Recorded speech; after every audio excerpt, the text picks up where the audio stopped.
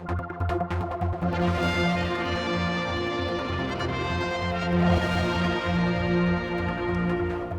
with me this week for part of our briefing is Laurence Skelly, DED Minister. You've given us something to talk about, just about support for raising skills, reducing unemployment. But I want to go back to your business about TT, the food outlets, £200,000 it was going to cost. It all seemed to get out of hand, that one, Mr. Skelly. What were you trying to tell people? Why is there no food, and how much does it cost to clear up after them? Well, I guess you've got to go back to almost 2 years, really, because the decision was made at that time actually not to have food outlets at the fun fair. But there are still food outlets by Bushies, 2 regular general food outlets. There's the normal food outlets in the fair for the candy flasks, toffee apples and so Indeed, forth. and that's been like that. Well, it's been like this for 2 years now. But of course, I think what's happened was I had a question in the keys, and then message seemed to get a little bit confused and taken out of context. But ultimately, what we did do, the decision was not just about the food, it was really about the stunt show at Harris Promenade. So removing that stunt show and the food outlets, the combined saving was £200,000 to the That's the cost of putting it on, was it, as well as putting it on, the infrastructure, the waste management, etc. That all went on around that. But a show still goes on further down the prom, but you're not responsible for that then? Indeed, yes, correct. There is a show that goes on outside Bushy's tent, and this year it will be 7 nights a week, I'm reliably informed, so there will still be entertainment there. There is still food available there, and of course you do have obviously food options in the town as well. And then you dropped it to 17,000 or something? No, I think really in terms of the saving, the overall saving was actually 200,000, but some of the waste management, and in particular I think it was the cleaning of that, not the toilets and so forth, but the cleaning was around about 17,000. You're worried your messages are getting sort of, your message is not getting out there clearly? Only in as much that they've been taken out of context and put onto social media, and I think it kind of highlights what the police have been saying just recently too. With social media, it's a very powerful tool, and if you don't put everything in context, and is what you do here, and I think do a very good job of that, is because you have the whole interview, therefore you have the full context. Okay. I've got also something that's come to me, a letter you've sent back to members about the TT World Series, and there seems to be some problems you may be encountering with the governing body about usage of names, if you can get licenses for them, will it fit into their schedule?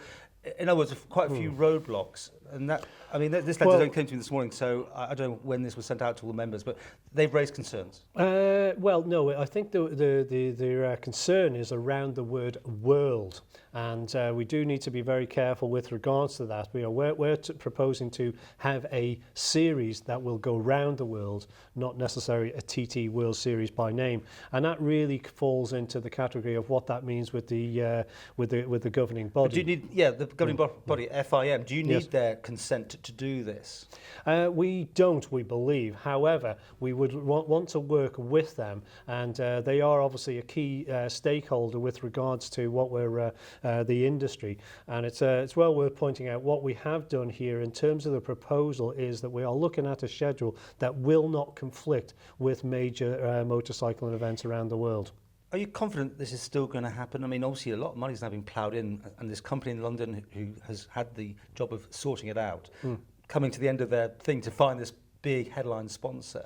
Is this going to be something that will come off? Well, what I'm confident in is that we did a feasibility study, and we spent, as you say, significant sums of money to do that feasibility study, and all the indicators were in terms of speaking to the whole range of stakeholders, and that goes from the teams, the riders, the destinations, and also potential sponsors and partners that were very, very much in favour of us taking it to this particular stage. What we have done now is we are testing the market. There are 2 opportunities still to say no if we don't feel that the conditions are right. And the bottom line is it needs to be right for the Isle of Man. We are very, very conscious we do not dilute the current product that we do have. But can we expand that product? Is there an opportunity to promote the Isle of Man? And this is one of the key elements, I think, and the word is country branding. What are those opportunities? When I speak to the Athol Street crowd, and they say, well, is this going to happen? Are you going to go around the world with the TT? What are the opportunities to promote our business? Could we have corporate hospitality there? Yes is the answer to all those questions. You won't be able to use the word world, sorry. Well, it would be a TT series that goes around the world is effectively what it will come about. But yes, I think everyone would understand that you do have to be careful with intellectual property, and that's what we're talking about. Likewise, here. TT is yours, isn't it? TT is ours, and we protect that. We spend significant sums of money to do that, and this is our brand. Powerful brand that it is. We must remember how powerful that is, and that's what we want to do, is use that powerful brand to promote the Isle of Man in the wider context. Let's talk about the e-gaming. 11 jobs lost this week. You're straight on the media talking about it. I mean, is it significant? I mean, I know that the PokerStars group have got like 70 jobs that they can't fill at the minute almost. Every day they're looking for people. Was this worth even commenting about? I mean, this is natural. Well, it's changes in the market, isn't it? It's media as well. Is it news? I guess is what you. What I would say is any job losses, whether they be an e-gaming or anything, is always a concern for us in economic development. Which is why this press release here is focusing on what we're trying to do with regards to getting people in employment that are not in employment and training people for the future. So any job losses is disappointing, and we are concerned about it. However, the impact of that, we don't expect it to be too great. We are working with Bet Internet. We are working with those affected to try and help them find employment. We do believe the skills are very transferable, and they will be able to find employment hopefully very soon. Okay, finally, how's life in Comyn now? Comyn, Comyn is another level of political scrutiny, is the way I would describe it. We have a department. Most of us sit in departments, and in departments you deal with policy and strategy. You have very robust debates in your department, and Comyn is another extension of that. Chris Robertshaw says you've still got silo mentality, though. You're not moving in the direction he wanted you to move in as fast as anyway. Well, no, I accept. Your thoughts? I accept what he's saying. It's we'd all want to move faster, but what we've got to do is we've got to be very. I guess this is the political side of things, where you've actually got to be able to take people with you going through change. Any sort of change is not easy, and that's why people talk about culture of change. What you've got to do is you've got to bring people with you. And yes, we do need. There is more work to be done to break down those silo mentalities. However, I would suggest that we are doing a lot of work with regards to breaking that down. This press release in front of you here today talks about jobs and employment, and it crosses a whole raft of departments. Department of Education. It also touches into the Department of Health and Social Security. My point is, are you doing enough to reduce your manpower? Are you working enough with other departments? I mean, are you one of the people he was having a go at? What was your working relationship with Mr. Robertshaw in Comyn? Well, my personal working relationship was very positive, I have to say. But I think we've all got to look at how we engage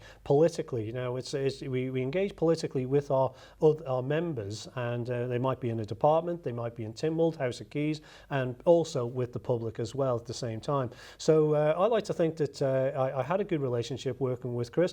I hope that will be maintained going forward. Obviously, he reached a point where he decided to walk away. That's his decision. We respect that decision. And but having said that, the job is still there to be done. Okay. You want to get more people back into working on that. It's obviously important with for instance, the sewage charges and electricity going up by 2.2 above Manx inflation rates as it now stands. Fully just, yes, yeah. But I mean, and at the time recording this, we haven't got it confirmed, but I believe there's a press release in the offing that says that maybe living standards may have dropped to some degree in the Isle of Man. Now, as I have to point out, this is before any press release when we're recording this. I don't know, but you'll know because you'll have been privy to that. And I don't know what you can tell me about that. If it is the case that living standards have dropped, that's quite a shocking bit of information to hear, isn't it? Well, I know I can understand that would be of concern, but I think it just touches on the area with regards to living standards, living wage, and I know from our point of view in economic development, and we brought forward, which was supported in Tynwald, an increase in the minimum wage. What we are trying to do is to build confidence in the economy, and we talk about jobs, and getting employment is important, but actually getting what would be a living wage is very important too. Finally, you got your eye on the big prize next time round? You're looking for a Chief Minister's position? It's like the standard question you keep on saying. Right, I ask because well, people change their messages all the time, but what's your view this week? No, my view is exactly the same as it has always been. I concentrate on the job at hand, and the job at hand here really is, as Minister of Economic Development, is to really grow the economy at the Isle of Man, and we will look at that. So it's not a no, as always. You're not. I think all I've stated at this moment in time when you talk about election is, yes, I will be seeking re-election. I've already stated that quite openly and publicly. But there is a huge job to be done here, and what we need to look at is what we've achieved to date. My job is growing the economy, and I would always contest that is very important, especially against the other issues of protecting the vulnerable, and that's what we're trying to do in this particular area here. People in long-term unemployment and youth in unemployment, the longer they stay out of work, the difficult it is, how more difficult it is to get them back. There is a social and an economic benefit for them getting back to it, but there is very much we need to look at the social benefit and individual benefit this is to these people. I should ask actually before we finish, Mr. Shimon, who was back in your department, now he's sort of leapfrogged you in a sense, he's the new enforcer. Do you get on with him? I've always got, I like to think I've got all my colleagues, to be honest with you.